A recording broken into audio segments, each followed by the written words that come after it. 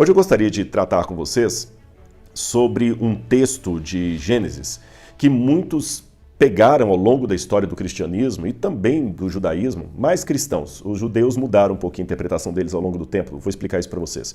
Mas enfim, é um texto problemático e que muitos usaram para sustentar regimes escravocratas e racismo contra os africanos. Assim, falando direto, muitos usaram esse texto para dizer, letra A, que a África é um continente amaldiçoado por Deus. Letra B, que essa maldição de Deus que veio através de Noé justifica que os escravos, que os negros, sejam escravos dos outros. Que texto é esse? Vou ler para vocês aqui o texto e vou falar por que muitos interpretam a partir desse texto que a África é amaldiçoada e que os negros africanos tinham realmente de ser escravos dos brancos.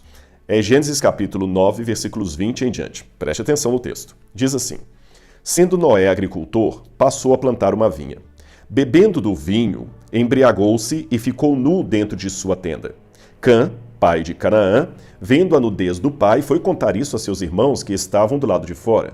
Então Sem e Jafé pegaram uma capa, puseram-na sobre os seus próprios ombros e, andando de costas e com os rostos desviados, cobriram a nudez do pai sem que a vissem. Quando Noé despertou do seu vinho, soube o que o filho mais moço havia feito. Então disse: Maldito seja Canaã, seja servo dos servos para os seus irmãos. E continuou: Bendito seja o Deus de Sem, e Canaã lhe seja servo. Que Deus engrandeça Jafé, e que ele habite nas tendas de Sem, e Canaã lhe seja servo. Pesado, não é? Na verdade, os que interpretam esse texto de uma maneira a justificar os regimes escravocratas de escravidão dos negros africanos, apelam para a seguinte questão. Noé tinha 3 filhos, Cã, Sem e Jafé. Então eles dizem assim, bom, Jafé seria o ancestral de todos os europeus. Sem seria o ancestral de todos os asiáticos, os semitas. E Cã seria o ancestral de todos os africanos, os camitas. Assim que eles distribuem a população da humanidade até chegar nas Américas, que nesse momento aí ficava de fora, porque algumas dessas interpretações vêm da Idade Média, antes que descobrissem a América. A partir daí colocam, bem, Cã, o pai de todos os africanos, foi amaldiçoado. Na verdade, não apenas ele, mas seu filho, Canaã. Logo, os descendentes de Cã são malditos. Se são malditos, qual a maldição que cai sobre eles? A Bíblia diz: Canaã, filho de Cã, seja servo dos servos para os seus irmãos. Então, quando os negros africanos foram escravizados, acabaram cumprindo profeticamente essa maldição de Noé que pairava sobre o seu ancestral. Gente, por mais dantesca que seja essa interpretação, ela ainda hoje é defendida por muita gente por aí dentro das religiões. Eu acho isso temerário. Mas, ao mesmo tempo, eu também tenho que admitir para vocês que é um texto complicado. Deixe-me ler isso aqui agora, não do ponto de vista de um cristão, mas se eu fosse um crítico da Bíblia. Parece uma história sem pé, sem cabeça, recheada de injustiças. Primeiro, Noé enche a cara. Uma coisa que já é estranha, porque no capítulo 6, verso 9, vai dizer de Noé o seguinte: Noé era um homem justo e íntegro entre os seus contemporâneos. Noé andava com Deus. Ora, o homem que era justo e íntegro, que andava com Deus, agora enche a cara e fica mamado? Que homem justo e íntegro perante Deus é esse que gostava de uma biritinha? Segundo lugar, Noé bebe para cair, fica chapado, tira a roupa, culpa dele. Não há no texto nenhuma repreensão de Deus. Muito estranho isso. Deus em momento algum repreende Noé. Como é que a gente explica isso? Outro problema. Cã vai apenas ver o pai nu e contar para os irmãos. E por causa disso o pai o amaldiçoa, só porque ele viu o pai pelado. Quem devia ser amaldiçoado era Noé, que foi ficar pelado, que encheu a cara. E para piorar essa história indigesta, quem é amaldiçoado nem é Cã diretamente, mas o seu filho, o neto de Noé. Então vamos ver se eu entendi a história. O velho enche a cara, fica pelado. O filho vem e vê o pai pelado. Aí ele pega e amaldiçoa o neto? E esse neto ainda é ancestral dos africanos? Muito sem sentido essa história, não é? Mas calma. Aí que vem a importância daquilo que eu já disse em outros momentos, em outras oportunidades. Bíblia não é livro para ser lido assim como revistinha do tio Patinhas. Bíblia é um livro para ser estudado, analisado. Não se trata aqui de ficar arrumando remendo hermenêutico para consertar os problemas da Bíblia. Não é isso.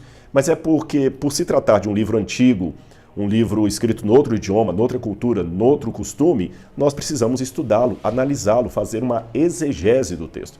Aliás, a bem da verdade, é importante fazermos exegese até do que estamos lendo nos jornais hoje. O analfabetismo funcional que domina a nossa sociedade é que as pessoas às vezes leem, mas nem entendem o que estão lendo.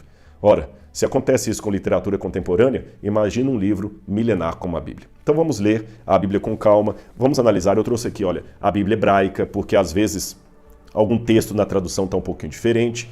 E hoje eu vou começar aqui pela Bíblia hebraica, olhando como é que começa o capítulo 9, verso 20. Sendo Noé agricultor, passou a plantar uma vinha. No hebraico está aqui, ó. Vaiel Noah, que significa literalmente, e tendo se tornado Noé, Vaier Noah, ou seja, Noé se tornou. Então eu não sei se ele era agricultor antes do dilúvio ou se ele se tornou agricultor. Aqui nós temos as duas interpretações. Ou ele era agricultor antes, ou ele se tornou agricultor depois. Mas aqui continua. Por que eu digo a palavra agricultor aqui? No hebraico está Ish Ha-Adamah. Ish, homem. Ha-Adamah, homem da terra. Que eles traduziram por agricultor. Então, sendo ou tornando-se Noé homem da terra, agricultor, aí continua o texto. Vaita Karen. Plantou ou passou a plantar vinha.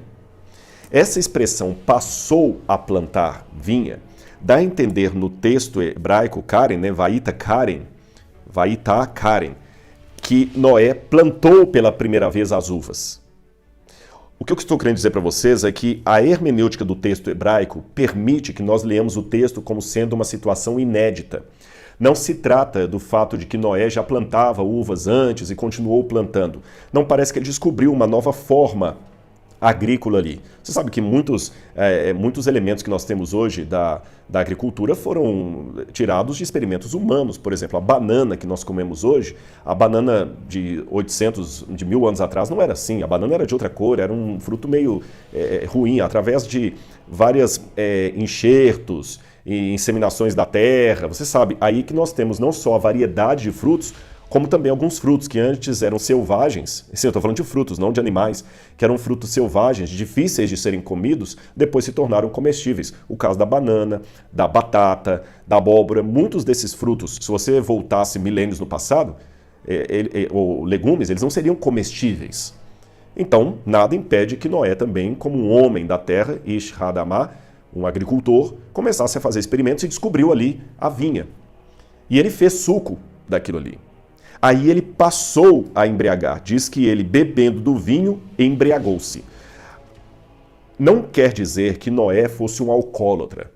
Muito menos que a prática de beber bebida alcoólica fosse conhecida antes do dilúvio. Por que eu estou dizendo isso? Embora tenha um vídeo, até que eu explico isso aí, o que a Bíblia diz sobre a bebida alcoólica, o vinho, depois você pode assistir esse vídeo, está aqui no canal mesmo do Rodrigo Silva Arqueologia. Embora eu diga que a prática da bebida alcoólica não faz parte daquilo que Deus quer para o ser humano, não posso negar que as pessoas no tempo da Bíblia bebiam. Agora, leve-se em consideração que nem tudo que a Bíblia descreve, ela endossa. A Bíblia é um livro histórico e de histórias. Então há muitas situações que a Bíblia está apenas relatando, não assinando embaixo. Tá bem? Ela está relatando. E uma das práticas do Antigo Oriente Médio é que as pessoas não bebiam sozinhas.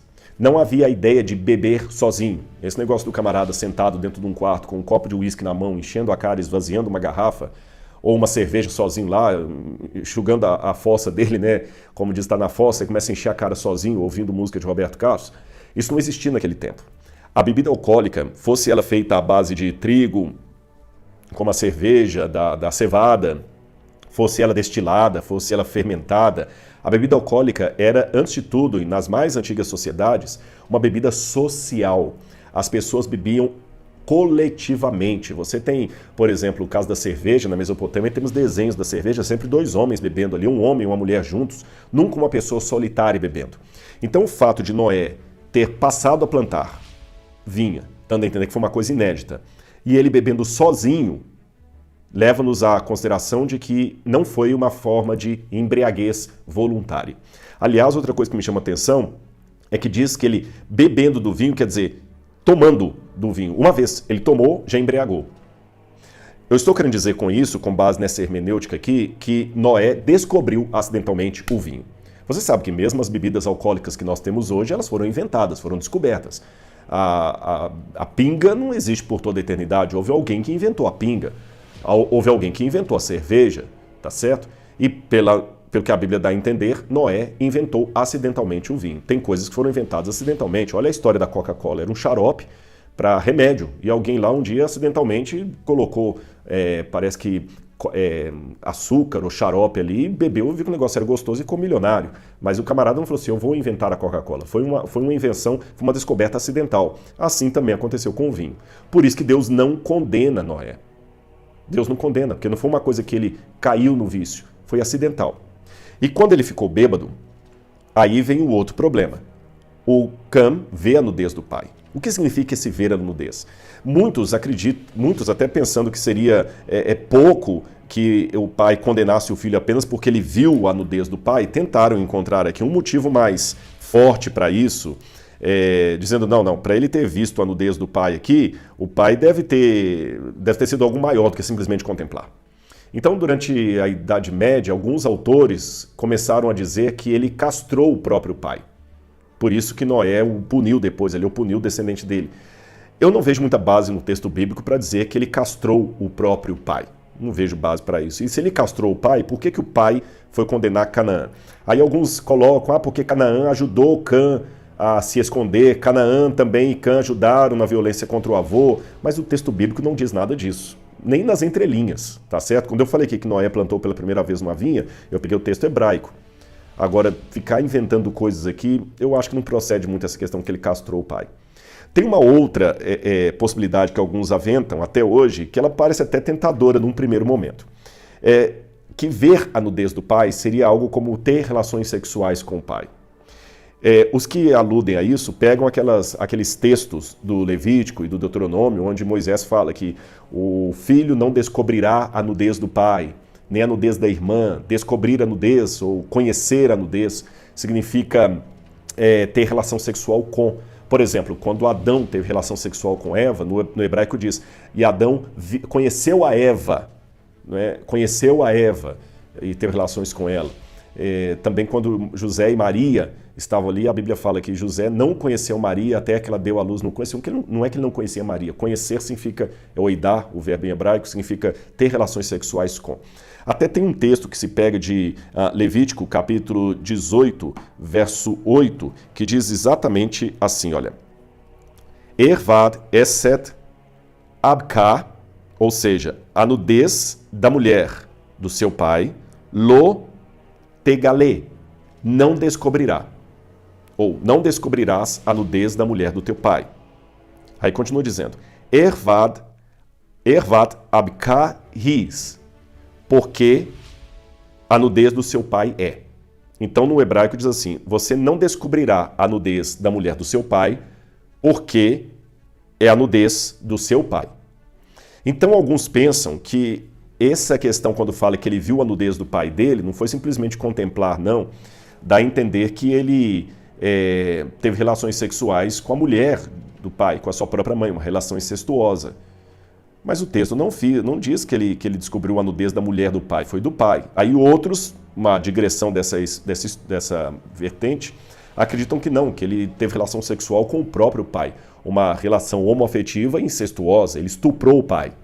Por isso que o pai cometeu aquilo com ele. Eu sei que é uma coisa bem forte de se dizer, e até os que apontam para isso vão numa outra direção, que a palavra nudez, ervad, que aparece aqui, é a mesma que aparece em Levítico, é a mesma que aparece, por exemplo, quando você vai em Deuteronômio, capítulo 24, que fala que a única razão pela qual um homem poderia abandonar uma mulher é se ele encontrasse ervad nela, alguma indecência nela. Alguma nudez no sentido bem erótico da palavra. E a palavra que aparece aqui também, que é diferente da nudez de Adão e Eva, que diz que eles estavam nus e não se envergonhavam. Ora, por mais atraente que essa história, que essa versão aparente ser, que realmente ela piora demais o pecado do filho e justifica o pai ter ficado irado, por mais atraente que seja essa posição, eu também não me sinto hoje tão confortável com ela. No passado eu fiquei até tendente a pensar que poderia ser isso mesmo. Mas depois, analisando com mais calma, o verbo que aparece aqui não é o mesmo verbo que aparece para descobrir a nudez, aqui é ver. Ver no sentido assim de contemplar mesmo, de ver à distância. Perdão. Não dá uma ideia de alguém que se aproximou, que tocou, que teve relação sexual com. Eu hoje estou mais inclinado a pensar que ele viu a nudez do pai no sentido realmente de debochar do pai, no sentido realmente de tirar a autoridade do pai. E eu sei que isso pode parecer pequeno para você hoje, mas não era naquele tempo. A figura do pai era muito respeitada. Hoje que filho não respeita pai? Hoje a figura de pai é a figura de Homer Simpson ou de Fred Flintstone, aqueles desenhos animados onde o pai é um idiota, é um louco, é o bobo da família, né? O idiota da família. Então muitos filhos hoje têm a ideia do pai também como uma coisa ridícula, alguém que ele peita. Mas no passado não era assim, o pai era alguém para ser muito respeitado. A história do filho pródigo que pede a herança do pai estando o pai vivo foi uma coisa muito desastrosa, então havia um respeito pelo pai. E eu também não acho que ele teve relação sexual com o pai, nem com a mulher do pai, sabe por quê? Porque ele foi depois contar para os irmãos. Se ele tivesse tido relação sexual com a própria mãe ou com o pai, ele sabia que ele tinha cometido alguma coisa errada. Ele seria punido pelos outros irmãos. Ele não iria contar para os irmãos para até incentivá-los a participar também. Não faz sentido isso. Então hoje, eu sou mais da posição que ele realmente viu a nudez do pai, debochou do pai, desrespeitou o pai e chamou os irmãos para participar do desrespeito. Por isso que os irmãos, em atitude de reverência para com o pai, entraram cobrindo o rosto para não ver e tudo mais. Bom, até aqui tudo bem, Rodrigo. Mas por que então Noé amaldiçoa o filho, Canaã? E seria realmente Cão o pai dos africanos? Bom, em primeiro lugar, deixe-me dizer para você que, de fato, embora Cã seja parte de grande parte dos africanos ali, não de todos, a primeira coisa que eu tenho que fazer é desmistificar essa divisão que fazem dos filhos de Noé. Nós não temos de maneira precisa como foi dividida a terra depois do dilúvio. Nós temos uma visão aproximada, não precisa, não detalhada. E mesmo essa visão aproximada, ela não convalida o fato de que os semitas ficaram na Ásia, os jafetitas ficaram na Europa e os camitas ficaram na África. Não justifica isso. Sabe por quê? Por exemplo, quando eu vou ali para a região da Mesopotâmia, os sumérios eram descendentes de Jafé. Os sumérios não eram semitas. Mas o povo de Elã, que depois domina a Suméria, era semita. Percebeu? Quando eu vejo, por exemplo, Cush, que era um dos filhos de Cã, Cush está na África. Mas os cassitas, que estavam lá na Mesopotâmia, também são descendentes de Cã. São camitas e estavam na Mesopotâmia. Então os povos não estavam tão geograficamente divididos como na visão dos comentaristas passados fazia-se entender. Outro detalhe aqui.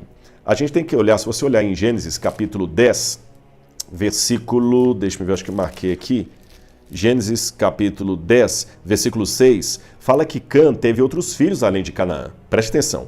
Os filhos de Cã foram Cush, que seria provavelmente a Etiópia hoje, Mitzraim, que seria o Egito, Put, que seria a Líbia, e Canaã.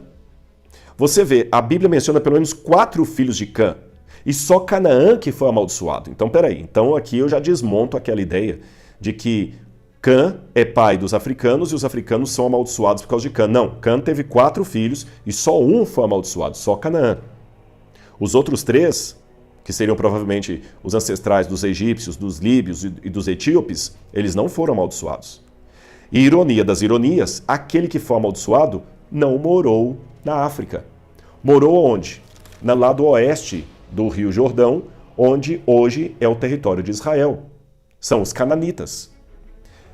Então você vê que, quando você vê a história bíblica, aquele que foi amaldiçoado nem morou na África. Então desmonta por completamente essa teoria de que os africanos são amaldiçoados por causa de Noé. E que a cor dos africanos é o indicativo disso. Não tem sentido nenhum sobre isso na Bíblia.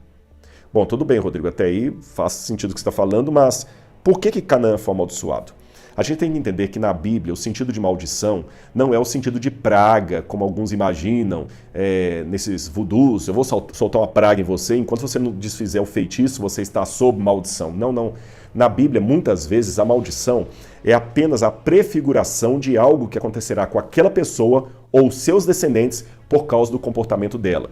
Em outras palavras, é uma forma bíblica de colocar de maneira muito clara uma verdade que os psicólogos foram sistematizar séculos depois. Ou seja, é ponto passivo ponto pacífico, corrigindo, no mundo da psicologia, que muitos problemas de caráter se tornam hereditários. O fruto não cai muito longe da árvore. Isto não significa que uma vez que seu pai foi alcoólatra, você vai ser alcoólatra. Não é isso. Mas se você teve um pai alcoólatra, você tem uma predisposição maior ao alcoolismo. Tanto é que uma das terapias, que eu até já recomendei aqui na internet, não porque eu seja psicólogo, mas porque eu aprendi com os especialistas, uma das formas de terapia muito interessantes é você desenhar a árvore genealógica da sua vida. Isso vai ajudar você a entender muito dos seus comportamentos. E às vezes a gente vê, eu que sou professor, quantas vezes, quando dava aula em ensino médio, em reunião de pais e mestres, você às vezes sabia quem que era o pai do fulano só pelo jeito de ele andar perdido no corredor. Às vezes o filho realmente ele é um loser, um perdido, porque o pai é um perdido. Às vezes o pai não passou a ideia para ele de um líder e ele não se torna um líder. Às vezes uma menina também, ela é barraqueira, porque ela cresceu num universo que o pai e a mãe eram barraqueiros. Então isso acontece. Agora, a prova maior de que a tendência de um caráter ruim é apenas uma tendência e não um determinante final sobre o caráter dos filhos, está no fato de que Cã tinha 4 filhos, mas apenas um foi amaldiçoado. E às vezes eu vejo isso pela psicologia em muitas famílias. Às vezes um pai cheio de problemas, uma mãe cheia de problemas, um lar totalmente complicado, todo mundo louco de bater panela, emocionalmente desajustado, neurastêmico, eu diria. Você vê às vezes 3 irmãos lá que não prestam e um que vence na vida. Você já viu isso aí? Claro. Às vezes você vê numa família de traficantes um menino que se torna de ouro, que não faz mal para ninguém, que não aceita aquilo ali. Ou seja, tudo acaba caindo depois naquilo que eu chamo, que a Bíblia não tem essa expressão, mas tem a definição livre-arbítrio. Eu sei que os calvinistas vão brigar comigo quando eu falo isso aqui, mas eu ainda acredito que no final das contas nós que optamos se queremos seguir o caminho do bem ou o caminho do mal. A minha ancestralidade, a hereditariedade emocional dos meus pais podem trazer sobre mim propensões muito ruins. Eu sei disso porque eu trago algumas propensões ruins que eu herdei dos meus ancestrais. Mas isso não significa que eu seja obrigado a me tornar a personagem do papel que o outro escreveu para mim. Agora, quando o filho repete os atos do pai, você vê realmente o mau caratismo perpetuando de geração em geração, como os psicólogos têm mostrado. E é isto que a maldição bíblica diz. Olha, você está sendo assim, que pena, porque os seus filhos terão a tendência a imitar o seu caráter. E provavelmente Canaã já fosse nascido, já foi se afeiçoando mais ao pai, talvez, isso aqui eu não posso afirmar, talvez ele participou de alguma forma do que o pai fez e os outros irmãos não. Por isso Canaã foi amaldiçoado, ou seja, você vai, infelizmente, repetir os erros do seu pai.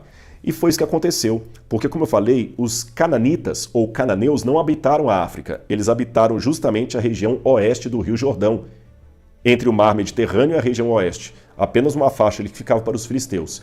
E aqueles povos que se estabeleceram ali, que a Bíblia chama de cananeus, por isso que a região se chama Canaã, eram povos que eram depravados, muitos deles, faziam sacrifício humano, sacrifício de crianças, orgias no culto, idolatria, selvageria, violência. Foram esses povos que resistiram a Josué e os hebreus quando eles voltaram para Canaã para reabitar as terras que Abraão, Isaac e Jacó haviam adquirido legalmente. E Josué acabou conquistando o território desse povo, e esse povo então teve que se sujeitar a Josué. Então a profecia que diz assim, bendito seja o Deus de Sem, e Canaã lhe será servo, isso aqui se cumpriu de que maneira? Quando aqueles povos acabaram tendo que ceder a sua autoridade a Josué, e eles acabaram sendo exterminados, desapareceram, e hoje o território que antes era deles passou a ser território de Israel. Quando fala que Jafé habite as tendas de Sem, é porque muitos jafetitas também estavam morando ali em Canaã, tá bom? E Canaã lhe seja servo. Quando você tem lá, por exemplo, Sodoma e Gomorra, que era uma cidade cananita. Quando vieram os reis da Mesopotâmia, na guerra de 4 reis contra 5, Sodoma e Gomorra acabaram sendo escravos daqueles que os conquistaram. Então é nessa situação ali de Canaã que esta profecia, digamos assim, se cumpre, e não na escravidão dos negros africanos. Percebeu? Eu espero que isto aqui tenha esclarecido o texto para você e ajudado a ver que realmente existem algumas interpretações que são apenas achismos e não frutos de uma leitura exegética da Bíblia Sagrada. Eu respeito aqueles que discordam de mim, mas de maneira muito enfática, eu não posso aceitar qualquer pessoa que, com base na Bíblia, tente apresentar uma visão racista ou que justifique a escravidão de um ser humano pelo outro. Eu sei que há outros textos polêmicos, mas aos pouquinhos nós vamos explicar cada um deles. Hoje eu falei apenas de Gênesis capítulo 9. Então se algum ateu ou algum descrente ou alguém que não gosta da religião estiver assistindo esse vídeo, não adianta colocar nos comentários: ah, mas você esqueceu porque lá em Moisés mandou o pai vender a filha e tudo. Calma. Numa outra época eu explico aquele texto. Hoje eu expliquei apenas o texto da maldição de Noé. E espero ter deixado claro que isso não tem nada a ver com uma história patética, muito menos com a base para a escravidão dos africanos. Todos somos um em Cristo Jesus. Na verdade, até para terminar aqui, quero deixar até uma correção que muita gente faz por aí. Eu sei que muitos autores ainda insistem em falar em raças, a raça negra, a raça não sei o quê, até o conjunto raça negra.